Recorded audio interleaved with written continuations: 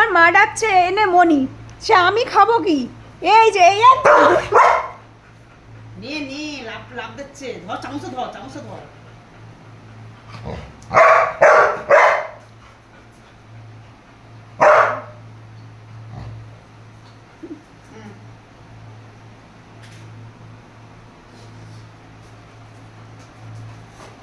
পাপাতি পাপাতি এনা আপু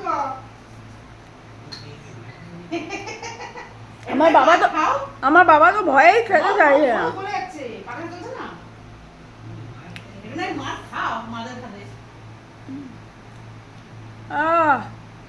ঠান্ডা।